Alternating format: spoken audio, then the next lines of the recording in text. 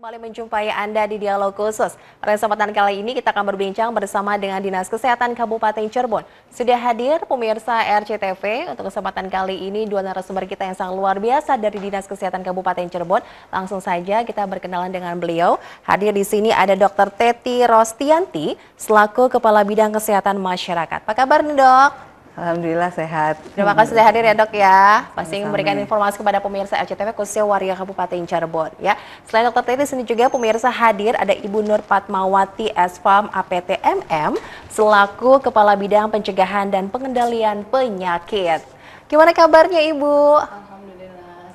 Sehat, alhamdulillah luar biasa. Bersemangat ya pastinya untuk memberikan informasi kepada pemirsa RCTV terkait dengan kesehatan. Nah, kesehatan itu mahal, penting sekali. Nah, ini juga pastinya perlu mendapatkan informasi yang akurat dari Dinas Kesehatan Kabupaten Cirebon. Untuk kesempatan kali ini, saya ingin fokuskan ke penanganan penyakit menular dan juga stunting. Untuk awal, kita akan berikan informasi terkait dengan penanganan penyakit menular. Apa sih sebenarnya penyakit menular itu, Ibu? Ibu Nur, gimana nih, Bu? Penyakit menular itu apa sih? Oke, perkenalkan dulu ya Mbak Lupi. Saya Nur Fatmawati, Kepala Bidang P2P. Kebetulan kami di bidang P2P itu menangani program ya salah satunya penyakit menular. Nah, ini sebenarnya penyakit menular itu bisa disebabkan oleh virus, bakteri, jamur gitu itu. Nah, itu bisa menyebabkan penularan ke orang ataupun ke hewan gitu. Nah, di sini kebetulan di bidang kami yaitu penyakit menular sebenarnya macamnya banyak ya. Banyak ya, gitu banyak gitu. Nah, tapi yang kita perlu sikapi yang sekarang lagi tren itu yaitu TBC. Sama HIV gitu, dan satunya lagi mungkin salah satu yang lagi tren saat ini di tahun sekarang itu yaitu DBD, Mbak. Gitu. Yang memang saat ini masyarakat kan memang lagi banyak sekali kasus yang ada di Kabupaten Cirebon ini. Ini jelang musim hujan juga ya, Ibu Nur ya? Gitu. Musim hujan sekarang ini lumayan, tapi untuk bulan ini alhamdulillah kita turun karena memang sangat luar biasa sekali masyarakat untuk kesadaran untuk saat ini kesadarannya sudah mulai ada. Gitu. Meningkat. Gitu, Oke, sebenarnya berbahaya tidak nih untuk penyakit menular ini? Sebenarnya berbahaya gitu, tapi kita bisa dicegah dong penyakit menular itu. Gitu. Dari apa sih sampai kita nih bisa terkena penyakit menular itu? Virus? Ya, virus misalkan kayak salah satunya gitu ya, Mbak Nopi gitu. Nah, yang mungkin yang perlu kita sikapi sebenarnya untuk pencegahan penyakit menular itu ya misalkan kalau DBD yaitu kita kan harus PHBS-nya gitu, pencegahannya, PSN-nya gitu ya. Itu kan sangat penting gitu ya. Kalau misalkan TBC itu kan bisa dicegah dengan kita misalkan dari yang sakitnya dulu nih. Kalau sudah terindikasi TBC yang sakitnya harus sadar diri. Kita juga misalkan kalau batuk kita harus pakai masker gitu. Kalau HIV ya itu mungkin kita harus mencegah dari perilaku kita sendiri gitu. Karena HIV itu sendiri kan ditularkan melalui hubungan seks, melalui jarum suntik ataupun istilahnya itu pergaulan bebas gitu. Oke, ini kembali lagi ke perilaku hidup bersih dan sehat gitu ya, agar kita tidak terkena penyakit menular yang tadi banyak macamnya ya. Dari beberapa penyakit tersebut yang paling berbahaya yang harus kita waspadai itu yang mana sih, Ibu Nur? Sebenarnya semua penyakit menular itu memang harus diwaspadai semua gitu. Harus diwaspadai. Gitu. Jangan dianggap enteng, remeh gitu ya. Tidak hanya salah satu aja gitu ya. Semuanya memang kita juga harus waspada gitu. Terutama mungkin kalau TBC, HIV, DBD ini kan memang tren aja gitu. Selain kita juga yang tadi sudah sampaikan yang PHBS-nya juga gitu, di mana masyarakat itu kan tahun sekarang ini kan hampir 100% nih kenaikannya. Tapi alhamdulillah dengan kita berkolaborasi dengan teman-teman yang ada di puskesmas untuk bisa mengedukasi, untuk memberikan penyuluhan ke masyarakat bahwa DBD itu bisa ditangani dengan kitanya PSN tersebut gitu. Nah, memang bisanya menurun itu memang ada beberapa kecamatan yang sudah melaksanakan PSN serentak. Akhirnya kita di bulan sekarang ini akhirnya alhamdulillah bisa turun. Gitu. Mudah-mudahan tidak ada lagi lah gitu. Semoga ini perilaku hidup bersih dan sehat kesadaran masyarakat ini tetap terjaga ya Bu Nur ya, karena itu penting sekali ya. Dari Dinas Kesehatan sudah memberikan informasi himbauan, tapi kalau kembali lagi tidak dilakukan ya, ini percuma juga ya Bu ya, kesadaran dari masyarakat yang penting. Nah, berkaitan dengan penyakit yang perlu diwaspadai juga ya, mohon maaf ini dari stunting juga ya, ini kan menjadi perhatian juga ya dokter ya. Betul. Dok, ini juga dari pemerintah daerah Kabupaten Cirebon sangat konsen ya untuk menurunkan angka stunting di Kabupaten Cirebon. Lalu bagaimana saat ini nih? Stunting sendiri sebenarnya apa sih? Baik, terima kasih Bu Novi. Mungkin ya sebelumnya mungkin perkenalkan diri dulu. Silakan dokter. Perkenalkan diri dulu, nama saya Dr. Teti Rostianti. Saya sebagai Kepala Bidang Kesehatan Masyarakat Dinas Kesehatan Kabupaten Cirebon. Kalau kita tadi bicara terkait stunting ya, mungkin orang sekarang nih semuanya booming ya, booming. Lagi viral ya kalau stunting itu. Jadi sebetulnya stunting itu sendiri adalah gangguan pertumbuhan dan perkembangan yang terjadi pada balita gitu kan, di mana terjadi akibat karena kekurangan gizi yang cukup lama atau kronis ya. Jadi bukan hanya misalkan 1 minggu kurang gizi bisa menjadi stunting, tidak seperti itu ya. Tetapi kekurangan gizi dalam waktu yang cukup lama, yaitu mulai dari di masa-masa 2 HPK, 2 hari pertama kehidupan. Jadi mulai 1000 HPK maksud saya, 1000 hari pertama kehidupan. Jadi mulai seorang ibu itu dinyatakan positif hamil sampai bayi berusia 2 tahun. Nah itu mungkin ya 1000 HPK ini mungkin yang penting. Jadi kekurangan gizi, jangan sampai kekurangan gizi di dalam 1000 hari pertama kehidupan ini. Di mana tadi karena kekurangan gizi yang cukup lama ini akan berdampak atau ditandai dengan panjang badan atau tinggi badan seorang balita itu di bawah standar yang sudah ditentukan oleh Kementerian Kesehatan. Ciri-cirinya itu dok gitu, ya? Jadi ciri-cirinya itu yang paling gampangnya mungkin pendek gitu ya. Pendek. Tetapi mungkin yang perlu kita waspadai, yang perlu kita ketahui bahwa tidak semua yang pendek itu stunting. Tapi kalau stunting itu harus sudah pasti pendek. Jadi itu mungkin yang membedakan gitu kan stunting dengan gizi kurang ya. Berarti ini saat usia ibu hamil itu ya? Ya, maksudnya kekurangan gizinya gitu kan ya terjadi dari mulai si ibu itu hamil sampai sampai bayi itu berusia 2 tahun. Nah, jadi jangan sampai terjadi kekurangan gizi itu di masa-masa itu gitu ya. Ini perlu benar-benar dirawat sekali ya, dijaga kesehatan ibu hamil itu ya dok ya. Makanya ini mempersiapkan generasi yang sehat itu penting saat ibu dinyatakan hamil. Ini apa saja sih harus dilakukan sih dok? Nah, upaya-upaya yang sudah dilakukan di Dinas Kesehatan mungkin ya tentunya ini juga tidak sama, mungkinnya di daerah lain juga sama. Jadi bahwa di dalam upaya pencegahan dan penanggulangan stunting ini, Dinas Kesehatan ini bertanggung jawab untuk melakukan yang namanya intervensi spesifik ya. Intervensi spesifik. Jadi ada 11 indikator dalam intervensi spesifik ini di mana kegiatan-kegiatan ini dapat mencegah dan menurunkan stunting ya. Salah satunya kalau kita ini sebetulnya berdasarkan siklus hidup ya, mulai dari remaja. Nah, dari remaja upaya yang bisa kita lakukan adalah salah satunya screening anemia. Screening anemia pada remaja putri ya. Kemudian yang kedua itu adalah pemberian tablet tambah darah pada remaja putri. Jadi artinya nanti semua remaja putri ini karena mereka ini kan dipersiapkan nanti ketika dia dewasa itu kan dia akan hamil gitu kan ya. Akan hamil berarti betul-betul memang sudah dipersiapkan dari remajanya itu untuk meminum tablet tambah darah. Yaitu selama 1 minggu sekali. Jadi cukup minum tablet darah 1 minggu sekali seumur hidupnya. Kemudian mungkin upaya yang bisa kita lakukan juga pemeriksaan ibu hamil. Pemeriksaan ibu hamil ini minimal 6 kali ibu hamil itu harus kontak dengan tenaga kesehatan. Artinya ibu hamil ini harus diperiksa terkait kehamilannya ke puskesmas ataupun ke rumah sakit gitu. Pokoknya harus kontak dengan atau harus diperiksa oleh tenaga kesehatan. Rutin ya, itu tadi minimal 6 kali selama kehamilan. Kemudian lagi pemberian vitamin atau tablet FE pada kehamilan. Kemudian lagi pada bayi mungkin ASI eksklusif. Jadi itu mungkin beberapa upaya yang bisa dilakukan di dalam rangka mencegah terjadinya stunting mungkin. Jadi sejak remaja itu dok? Ya, sudah remaja sudah dilakukan intervensi. Wanita? Iya, remaja putri. Remaja putri ya. itu, wow, dari remaja dia sudah mempersiapkan sendiri mungkin ya, dari menggunakan tadi dengan adanya tablet tambah darah gitu. Kemudian pada ibu hamilnya juga dikasih tablet tambah darah juga gitu ya. Kondisi di wilayah Kabupaten Cirebon ini bagaimana untuk penderita stunting? Jumlah Nah di Kabupaten Cirebon itu sendiri, jadi jumlah stunting itu jadi ada dua ya, ada dua yang menjadikan dasar gitu kan ya untuk menentukan dasar prevalensi stunting. Yang pertama kalau berdasarkan hasil survei, berdasarkan hasil survei memang posisi kita saat ini di Kabupaten Cirebon ini mengalami peningkatan. Ya, dari tahun 2022 itu 18,6%. Kalau 2023 itu berdasarkan hasil survei Kesehatan Indonesia itu sebanyak 22,9%. Nah, itu. Nah, kemudian berdasarkan yang kedua mungkin berdasarkan hasil EPPGBM namanya, hasil surveillance gizi yang dilakukan oleh teman-teman puskesmas ya. Jadi kami dalam hal ini puskesmas itu setiap bulan melakukan penimbangan penimbangan di puskesmas. Nah itu nanti dari hasil penimbangan itu ternyata untuk Kabupaten Cirebon kalau kita lihat trennya 5 tahun terakhir itu memang menurun jumlah stuntingnya ya. Contohnya kalau kita lihat di tahun 2022 itu kurang lebihnya 13 ribuan.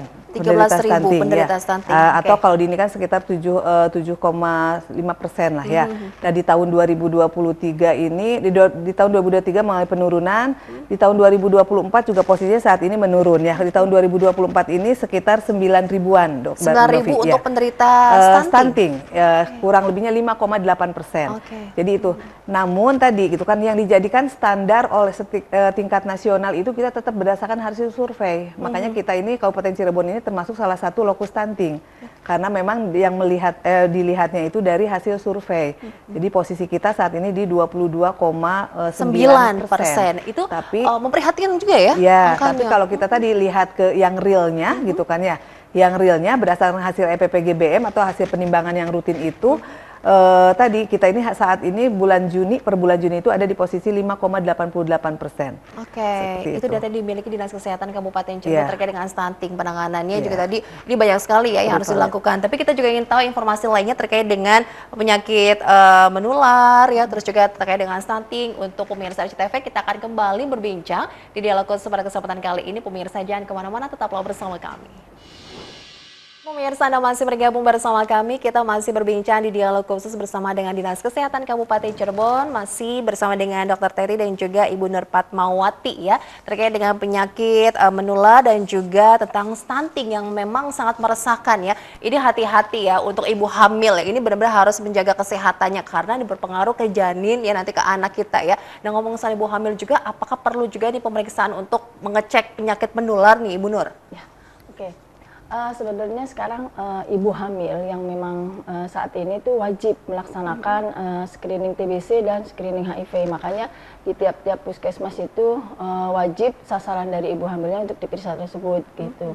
Karena memang sasaran dari salah satu TBC dan HIV itu ya ibu hamil gitu. Kalau ibu hamil sudah dilaksanakan screening TBC, wajib juga dilaksanakan HIV.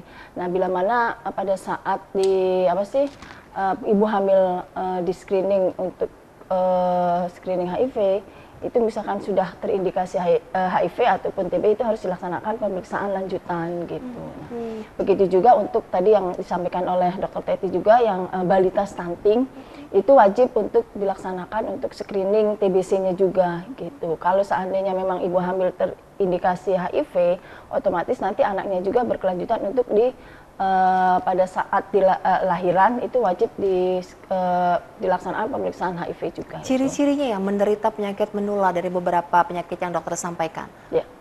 Kalau untuk TBC itu biasanya kan bisa terlihat dari fisiknya ya, tapi untuk saat ini ada juga yang sudah terindikasi TBC itu tidak terlihat gitu, ya gitu. Nah, kecuali dia sudah dinyatakan atau didiagnosa oleh dokter itu sudah TBC. Begitu juga HIV gitu sama gitu. Dari yang batuk terus ya, menerus. Walaupun batuk terus menerus kan sekarang tidak terlihat untuk anak kecil juga kan. Gitu. Ternyata dia memang TBC gitu. Kita kembali lagi ke stunting ke Dokter Teti. Dokter Teti tadi disampaikan ini untuk ciri-ciri terlihat dari fisik ya dok ya. Itu apalagi sih dok yang bisa membuat anak ataupun orang tersebut ya, manusia tersebut ini dinyatakan stunting? Jadi tadi ya sudah saya sampaikan bahwa kita saat ini tuh bergerak di preventif ya Mbak ya.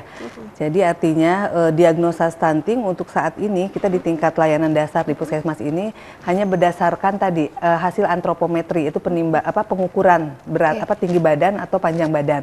Jadi ketika kita melakukan pelayanan atau penimbangan atau pengukuran di posyandu itu kan nanti akan keluar hasilnya gitu kan. Apabila ditemukan tadi panjang badan atau tinggi badan si anak ini kurang dari standar atau tidak sesuai dengan usianya, tentunya ini sesuai dengan standar yang sudah dikeluarkan oleh Kementerian Kesehatan maupun WHO ya.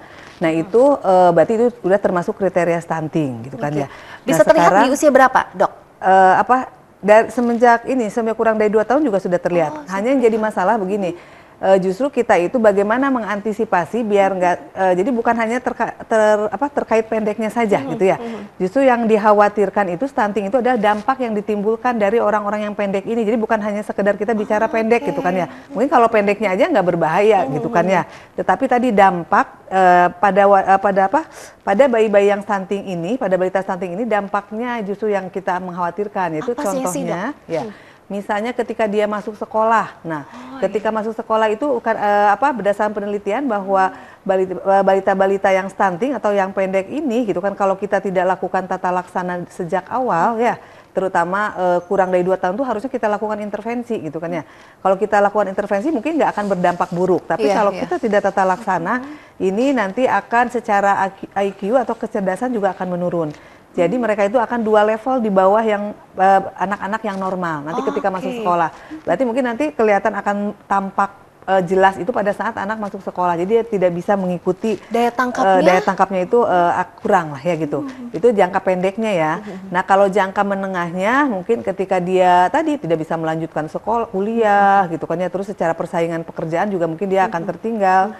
Kemudian itu jangka menengah. Kemudian kalau untuk jangka panjangnya biasanya dengan balita-balita yang pendek ini nanti akan lebih mudah terkena penyakit metabolisme ketika tua. Misalnya penyakit jantung, penyakit gula, stroke dan lain penyakit sebagainya. lainnya rentan itu ya, Dok ya? Iya, itu lebih berpotensi lebih besar gitu kan ya pada balita-balita yang pendek ini. Makanya kita di Fasiankes ini di Puskesmas ini kita sekarang ini program itu lebih ke arah pencegahan. Mencegah gimana sih biar yang pendek-pendek ini juga memang tidak memberikan dampak yang ini gitu loh, yang serius ke depannya. Yang dilakukan di Dinas Kesehatan apa di bidangnya, Dokter? Nah, yang dilakukan kami di Dinas Kesehatan tadi ya, karena Dinas Kesehatan ini bertanggung jawab di dalam pencegahan stunting ini melalui kegiatan yang tadi yang 11 intervensi spesifik tadi ya. Yang pertama tadi mulai melakukan edukasi atau aksi bergizi, kegiatan aksi bergizi di sekolah-sekolah ya. Salah satunya itu yaitu dalam rangka mempromosikan atau mengedukasi kepada remaja putri agar selalu minum tablet tambah darah gitu ya. Kemudian yang kedua tadi ibu hamil. Ibu hamil itu harus diperiksa kehamilannya minimal 6 kali. Harus kontak dengan dokter untuk dilakukan pemeriksaan USG sebanyak 2 kali ya, itu selalu ibu hamil. Kemudian lagi kita memberikan yang namanya PMT, pemberian makanan tambahan bagi ibu hamil yang memang terindikasi dia itu kek atau kurang energi atau gizinya kurang ya. Itu. Kemudian juga program yang kita lakukan juga memberikan promosi terkait edukasi terkait ASI eksklusif. Nah, karena ternyata ASI eksklusif ini sangat berperan di dalam rangka upaya mencegah dan menurunkan stunting. Jadi banyak program ya yang sudah digulirkan gitu, dari Dinas Kesehatan ya untuk bisa menekan angka stunting di wilayah Kabupaten Dinas Cirebon. Kesehatan. Alhamdulillah juga support dari pemerintah daerah juga sangat besar ya untuk pemberian khususnya mungkin PMT ya, Bu Nur ya. PMT juga selain ada di support dari dari Kementerian Kesehatan gitu kan melalui anggaran BOK juga dari pemerintah daerah juga. Berkolaborasi dengan siapa saja sih, Dokter? Nah, kami ini di tingkat daerah, di tingkat pemerintah daerah juga kan ada namanya tim TPPS tadi ya, TPPS tingkat kabupaten. Nah, tim TPPS kabupaten itu mengkolaborasikan berbagai semua OPD yang terkait. Jadi masalah stunting ini memang bukan masalah Dinas Kesehatan saja gitu kan ya. Berdasarkan ini bahwa kita itu kan ada intervensi spesifik, ada intervensi sensitif. Nah, intervensi spesifik itu sebetulnya hanya berkontribusi 30% untuk mencegah stunting. Sisanya? Nah, tapi yang sisanya 70% itu adalah peran dari beberapa OPD terkait ya. Salah satunya tadi mungkin PPKB di sini ada gitu kan ya. Alhamdulillah PPKB juga cukup aktif gitu untuk kegiatan-kegiatan pencegahan stunting. Kemudian dari Kimrum juga, dari PUTR gitu kan. Alhamdulillah untuk tim TPPS tingkat kabupaten juga sudah berjalan. Jadi pentahelixnya tidak bisa berjalan sendiri ini ya. Ya, satu lagi mungkin yang tak kalah ininya saat ini kita sudah ini kan ada Pak PJ ini sudah menginikan surat edaran terkait ini Bapak asuh orang tua asuh anak stunting. Orang tua asuh anak stunting. Ya. Wow. Nah, ini orang tua asuh anak stunting di mana ini seluruh SKPD ini ikut bertanggung jawab atau ikut berkontribusi di dalam rangka memberikan itu PMT. Pemberian makanan tambahan. Ini sebagai bentuk perhatian juga Iya. nih ya. Oh, sangat terbantu sekali pemirsa RCTV. Jadi banyak program sudah dilakukan ya. Ini dari pemerintah daerah Kabupaten Cirebon melalui Dinas Kesehatan untuk penanganan stunting. Nah, kalau untuk penyakit menular bagaimana program-program yang digulirkan nih Bu Nur? Alhamdulillah kalau untuk program kebetulan kalau di TB dan HIV itu selain ada anggaran dari pemerintah daerah, kami juga memang berkolaborasi dengan LSM yang lainnya yaitu seperti KPA yang ada di Kabupaten Cirebon gitu yang memang notabene juga membantu kami di program HIV. Begitu juga yang untuk LSM PKBI juga ada gitu. Dan untuk anggaran masalah anggaran memang kami di TBC itu ada dari anggaran internasional yaitu dari Global Fund itu sendiri. Gitu. Anggaran dari pemerintah daerah sendiri bagaimana? Apakah sudah mencukupi nih untuk bisa menanggulangi semua penyakit menular ini?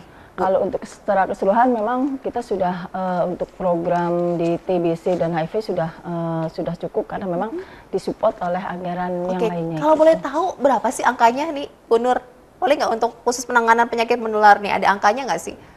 Kalau angkanya saya nggak hafal ya Mbak ya. Oke, tapi karena secara keseluruhan sih itunya.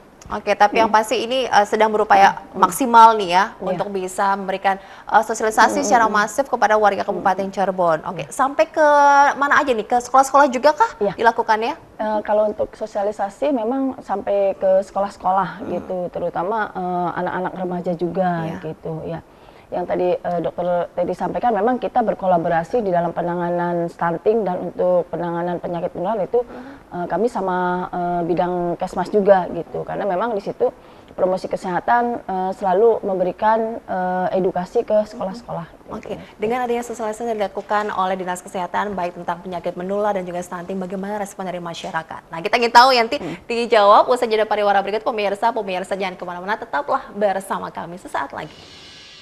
Ya, kembali Anda bergabung bersama kami pemirsa bersama dengan Dinas Kesehatan Kabupaten Cirebon ya, kita masih membicarakan tentang kesehatan ya, ini khusus untuk Anda pemirsa ini agar kita tetap sehat dan terhindar dari penyakit menular ataupun stunting ya. Oke, ini terkait dengan respon dari masyarakat yang sudah masif dilakukan sosialisasi ya. Bagaimana sih Dokter Teti respon dari masyarakat ini? Ya itulah kalau untuk respon dari masyarakat memang berbeda-beda ya Mbak ya. Tapi ini khususnya kalau untuk terkait stunting memang kita agak kesulitan ya. Kenapa? Kesulitan di lapangan bagaimana yang ditemui? Maksudnya kadang-kadang tuh masyarakat itu tidak menerima. Artinya apa ya? Ada penolakan lah ketika misalkan dinyatakan misalkan anaknya stunting seperti itu ya. Karena tadi mungkin awalnya sudah ini kalau stunting itu identiknya dengan bodoh. Nah itu mungkin kan atau ada keterbelakangan mental. Nah seperti itu. Jadi itulah mungkin yang kita perlu pendekatan atau formulasi atau strategi-strategi khusus mungkin ya. Untuk tadi gitu kan untuk memberikan informasi atau edukasi terkait stunting ini. Gitu ya. Ini banyak yang beranggapan seperti itu. Berarti kita harus bisa mengubah ya ini pola pikir dari masyarakat gitu, ya. Karena sejak dini perlu mendapatkan penanganan lebih serius ya dokter ya. Kalau untuk terus kalau untuk kita di tingkat puskesmas mungkin kan juga kita ada ya mengoptimalkan penyuluhan atau promosi kesehatan itu baik itu di dalam gedung maupun di luar gedung. Tadi di luar gedung sudah sampaikan Bu Nur, misalnya seperti di sekolah-sekolah gitu kan kita selalu memasukkan muatan-muatan terkait tadi salah satu terkait stunting ya. Adakah makanan khusus yang bisa dikonsumsi nih untuk biar kita terhindar dari stunting? Ada. Jadi di stunting itu Mbak, jadi stunting itu memang yang paling penting tadi makanan mengandung kaya protein ya, kaya protein. Jadi ekstra protein hewani ya. Ikan, ada ekstra protein hewani ya tentunya di protein itu kita tahu ya ada hewani, ada nabati tapi yang paling bagus itu adalah ikan ya, yang paling bagus. Sebetulnya harusnya di Cirebon itu tidak jadi masalah ya, karena kita Cirebon melimpah kaya ya, dengan hasil lautnya nih ya. Harusnya gitu ya, seperti itu. Selain itu apa saja nih yang harus kita konsumsi? Selain ikan, mungkin tentunya telur, mungkin yang harganya lebih murah ya. Nah kita juga memang sedang menggembar-gemborkan gitu kan, sedang mempromosikan bahwa apa yang paling mudah gitu untuk mencegah stunting itu pertama adalah pada ibu hamil. Ibu hamil cukup mengkonsumsi telur minimal 1 telur itu setiap hari selama kehamilannya. 1 telur 1 hari. Syukur bisa 2 ya, 2 telur setiap hari selama kehamilannya. Kemudian yang kedua tadi memberikan nutrisi yang cukup ekstra protein hewani pada balita. Sama juga balita juga setiap hari konsumsi telur. Itu kan lebih murah gitu kan, dan itu sangat efektif untuk bisa mencegah dan menanggulangi stunting. Oke, dan jangan stres ya Bu. Ya, stres itu pasti Jangan sampai terganggu Jangan. nih. Pokoknya harus berpikir positif dan gembira selalu ya. Karena berpengaruh ya dari pikiran yang apa ya tadi banyak yang difikirkan itu ya. Pokoknya harus selalu jaga kesehatan. Kalau untuk makanan yang dikonsumsi untuk penyakit menular bagaimana Ibu Nur? Yang penting sih kita itu makanan-makanan yang sehat ya, menurut ya gitu. Apalagi sekarang sudah banyak junk food gitu ya, itu harus dikurangi gitu. Yang itu yang penting kita kan untuk hidup sehat itu sebenarnya dengan makan makanan yang sehat yang intinya gitu. Data yang dimiliki untuk yang penderita TBC dan mohon maaf ini HIV itu yang dimiliki di Dinkes bagaimana?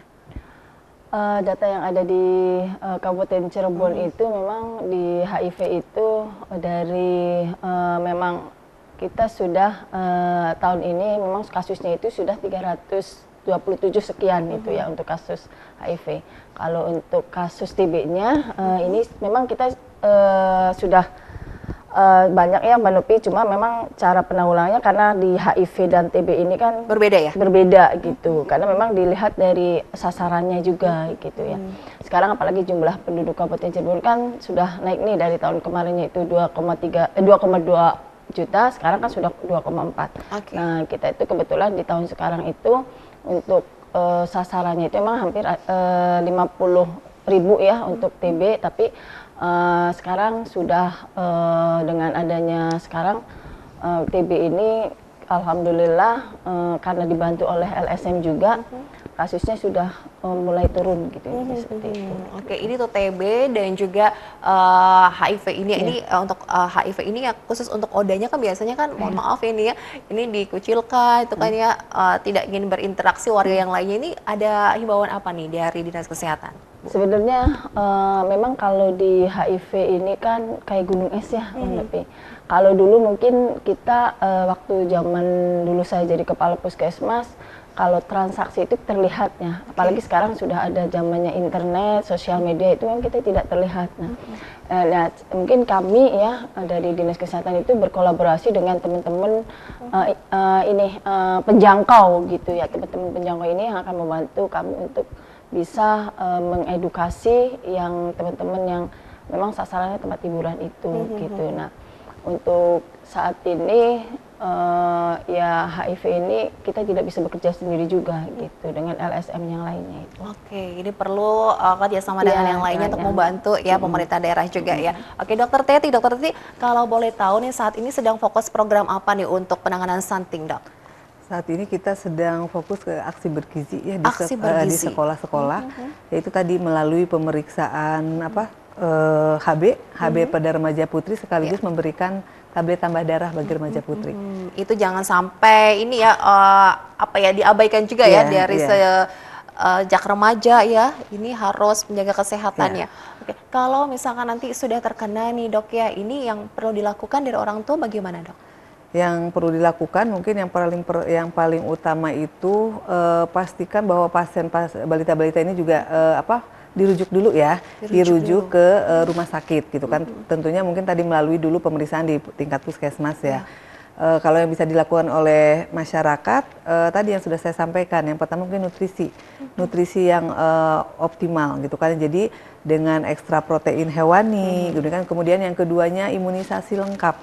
Jadi dioptimalkan atau diperluas untuk imunisasinya gitu kan ya. Kadang-kadang kan masyarakat itu mengabaikan ya. Nah itu selain imunisasi, kemudian nutrisi, terus PHBS-nya jangan lupa ya. Itu semua PHBS itu memang ujung ininya ya. Dasarnya gitu ya. Walaupun ini mudah dilakukan tapi kadang disepelekan ya Dok. Itu. Kemudian juga pemantauan tumbuh kembang balitanya. Ya, salah satunya tadi melalui kegiatan ke posyandu. Jadi jangan lupa setiap bulan dibawa balita-balitanya ke posyandu. Seperti itu kan untuk mengecek atau untuk memantau bagaimana progres dari pertumbuhan dan perkembangan balita tersebut. Oke. Itu Bila mungkin sudah yang bisa dilakukan. dinyatakan terkena stunting ini apakah bisa kembali normal? pertumbuhannya nanti itu, Itu Dok? tadi yang saya sampaikan, kalau kita melakukan intervensi sebelum usia 2 tahun itu akan terkejar gitu kan tadi ya. Oke. Artinya terkejar tuh bukan tiba-tiba jadi tinggi, tapi dia tuh akan sesuai dengan usianya gitu kan, nanti akan normal apabila kita melakukan intervensi atau tata laksana sebelum usia 2 tahun. Oke, Nah, karena seperti gizinya itu. terpenuhi gitu ya Iya. dokter ya. Ah, ini kesalahan siapa sih dok? Ini berarti kalau misalkan anak sampai terkena stunting, apakah orang tuanya nih dok ya? Atau bagaimana nih? Ya, Kembali salah lagi dokter. satunya mungkin tadi ya karena pola asuhnya gitu kan, pola makannya gitu kan ya yang salah dari kita semua lah ya. Bukan hanya dari orang tua juga mungkin ya. Pertama dari orang tuanya atau mungkin juga kita juga melihat juga ke kita ya sebagai tenaga kesehatan, sebagai ujung tombak juga bagaimana kita bisa memaksimalkan untuk memberikan edukasi atau promosi kesehatan terhadap masyarakat kita Nah, ya. makanya jangan abai apa yang Ya. disampaikan ya. Sudah memberikan woro-woro secara rutin masif ini ya, tapi ini masyarakat cuek-cuek saja. Ada yang sampai menolak nggak sih dok? Ini dok memberikan seperti ada vitamin gitu, tapi tidak dikonsumsi.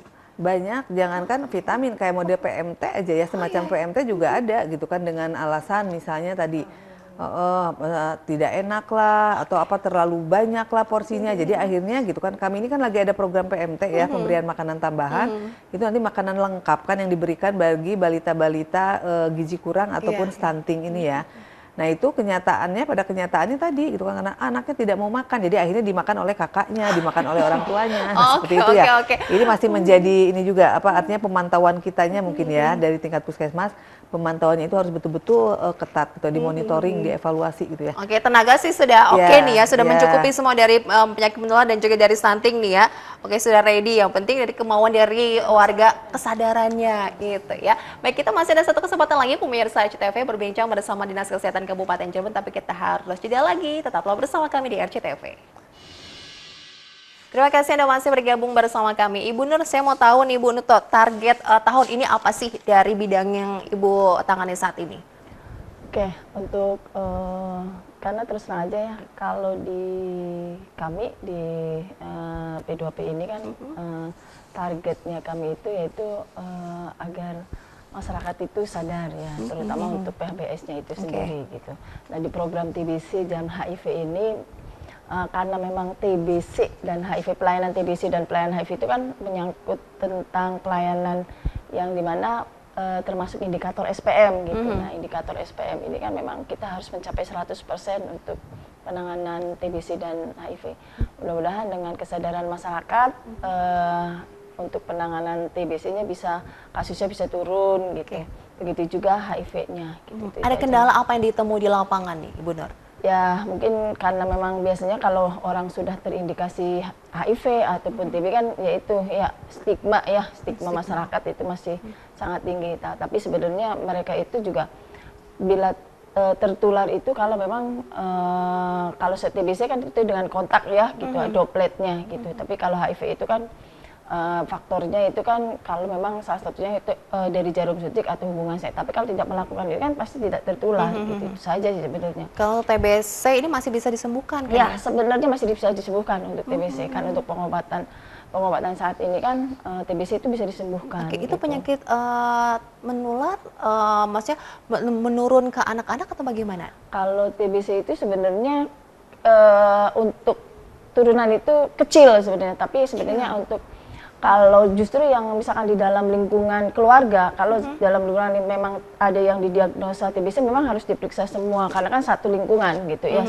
satu rumah apalagi satu keluarga itu memang harus diperiksa gitu. Sebenarnya kalau tidak ada kalau daya tahan tubuh kitanya kuat itu sebenarnya kita juga tidak akan rentan untuk tertular TBC itu. Gitu. Kembali ke daya tahan tubuhnya. Ya, Dan gitu. ini juga masih bisa ya nih untuk pokoknya sehat gitu ya. Masih gitu. Oh, oke, begitu juga dengan stunting. Ini apakah penyakit turunan atau bagaimana sih dokter?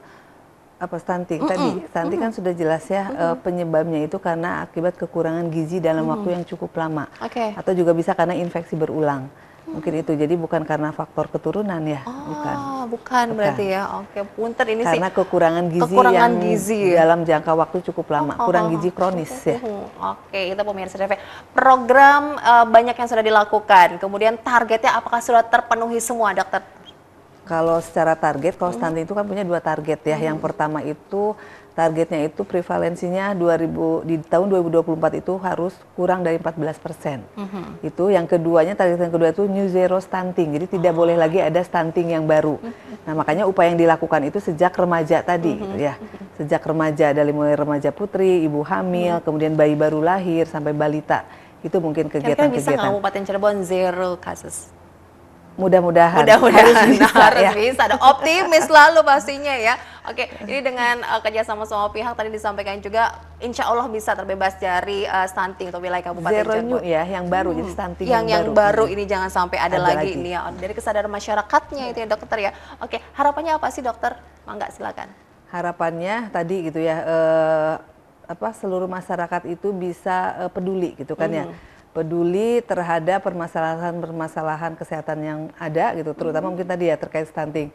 Jadi yang perlu diingatkan mungkin yang paling utama adalah nutrisi ya. Nutrisi. Yang pertama adalah nutrisi yang cukup, terutama di 1000 hari pertama kehidupan. Tadi itu, kemudian yang kedua jangan lupa ASI eksklusif. Iya. Kemudian yang ketiga mungkin ekstra protein hewani bagi ibu hamil maupun bagi balita. Oke, Ya. tidak perlu makanannya mahal-mahal ya dok? Nggak usah. Kemudian yang terakhirnya tadi imunisasi. Imunisasi. Dioptimalkan, dan yang ininya pola asuh dan PHBS-nya mungkin yang perlu ditingkatkan. Itu mungkin pesan saya. Warga ya. Kabupaten Cirebon ya. Semoga nanti dengan apa yang disampaikan ini bisa membuat kita lebih sehat lagi ya, terbebas dari semua macam penyakit ya. Oke, harapannya dari Ibu Nur bagaimana nih? Harapan kami ya mudah-mudahan kesadaran masyarakatnya lebih meningkat lagi ya. Gitu. Masalahnya kan ini PHBS juga sangat penting sekali gitu. Selain untuk tadi yang untuk stunting juga, untuk penyakit menular juga. Oke. Saja mungkin. Dari Dinas Kesehatan di masing-masing bidang nih ada layanan nggak sih kayak semacam pengaduan ataupun yang ingin sharing begitu dari dokter, ada nggak sih dok? Kayak sharing warga ini buka layanan begitu, enggak konsultasi Ya, atau gitu? websitenya sih ada. Ada tapi Dinas ya, Kesehatan Kabupaten Ada, Cirebon, ada. bisa browsing saja di situ ya. Di websitenya Dinas Kesehatan Kabupaten Cirebon sesuai dengan bidangnya ada ya Ibu Nur ya.